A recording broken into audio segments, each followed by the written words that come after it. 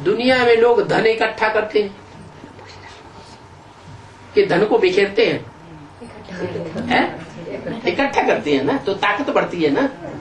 Bank balance बढ़ाते हैं तो ताकत बढ़ती है ना। खजाने में इकट्ठा कर देते तो ताकत बढ़ती है ना। तो ये तो बेवकूफी कि दुनिया में मनुष्यों के पास जो बड़ी से बड़ी ताकत है, तन बल, धन बल, जन बल और मनोबल, हर मनुष्य के पास ये 4 बल हैं। कम परसेंटेज में या ज्यादा परसेंटेज। कोई ऐसा मनुष्य नहीं होगा, भिखारी भी होगा तो भी उसके पास तन का बल होगा कुछ न कुछ, 1 पैसा 2 पैसा होगा ना। धन बल जरूर होगा थोड़ा बहुत, मनोबल भी होगा और जन बल। भिखारी से भिखारी भी होगा, सड़क पर पड़ा रहने वाला, तो भी 2-4 लोग उसको जरूर सपोर्ट करने वाले होंगे या नहीं होंगे? वही उसका जनबल हो गया। बड़ा आदमी होगा, जैसे बड़े बड़े नेताएं होते हैं, नेहरू जी थे इंडिया में, उनके पीछे कितना बड़ा जनबल था, बड़ा जनबल था। इतना गांधी जी के पीछे भी नहीं था।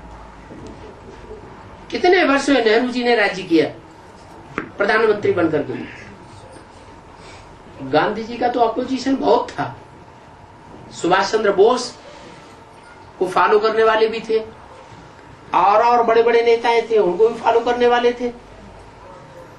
कहने का मतलब, बड़ा आदमी होगा तो बड़ा जनबल होगा, छोटा आदमी होगा तो उसके पास छोटा जनबल होगा।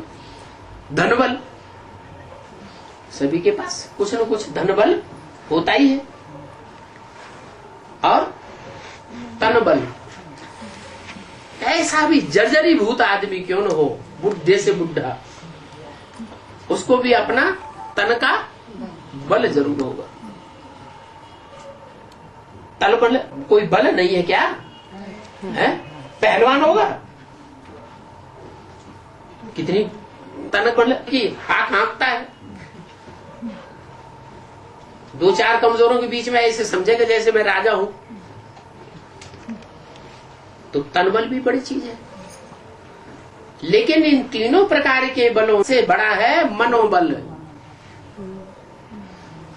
मन बल अगर बुद्धि का बल तीखा है तो तन भी इकट्ठा किया जा सकता है, मजबूत से मजबूत, जनबल भी इकट्ठा किया जा सकता है और धन भी बहुत कमाया जा सकता है। अगर बुद्धि बल मनोबल नहीं है तो कोई करोड़पति क्यों न हो, अरबपति का बच्चा क्यों न हो, अगर उस बच्चे में मनोबल नहीं होगा तो सारा बाप की कमाई, दादे की कमाई बर्बाद कर देगा।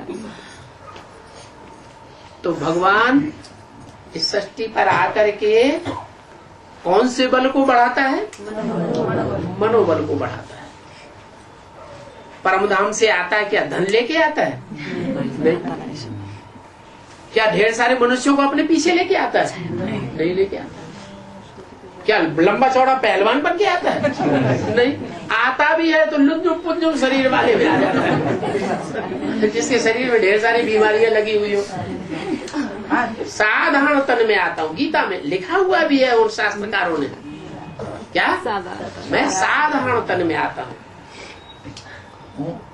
मुझे साधारण तन में आए हुए भगवान को मूढ़मती लोग नहीं पहचान पाते हैं। तो देखो, तन भी लेकर के नहीं है, अच्छा खासा आता हूं, साधारण तन में आता हूं। फिर मैं क्या चीज देता हूं? अरे वो लौकिक बाप होते हैं, उनसे तो मिलता है ना, है? बड़े परिवार वाला होगा, टाटा बिरला के परिवार वाला बाप होगा तो बड़ा परिवार का जनबल देगा ना, बड़ा जनबल है। कोई अगर दुश्मन आक्रमण करेगा तो सारे ही परिवार के मिलकर उसके ऊपर हमला कर देंगे, तो कितना भारी जनबल है, धनबल। अरे टाटा बिरला वालों के पास धन की कमी है? धन के आधार पर तो वो बड़े बड़े नेताओं को खरीदे हुए बैठे हैं। आज जो सत्ता है किसके हाथ में? पूंजीपतियों के हाथ में। तो जनबल भी उनके पास है। माने लौकिक बाप के पास जनबल भी है तो धनबल भी है, तो शरीर भी हट्टे कट्टे कैसे चमचमाते हुए चेहरे गोल गोल गोल मटोल दिखाई पड़ते हैं। सुंदर सुंदर चेहरे होते हैं या खराब चेहरा दिखाई पड़ता है? शरीर भी सुडौल, खा पी के है, हाँ खाए पिए रहते हैं। देखने से ही लोग देखने से ही कहते हैं अरे बड़े आदमी का, बड़े परिवार का आदमी है, छोटा परिवार वाला नहीं है। तो लौकिक बाप से धनबल भी मिलता है, जनबल भी मिलता है और धनबल भी मिलता है। भगवान आता है, वो तो निराकार बिंदु, उसकी बिंदी आत्मा का ही नाम शिव है। लेके क्या आता है? कुछ भी नहीं लेके आता है।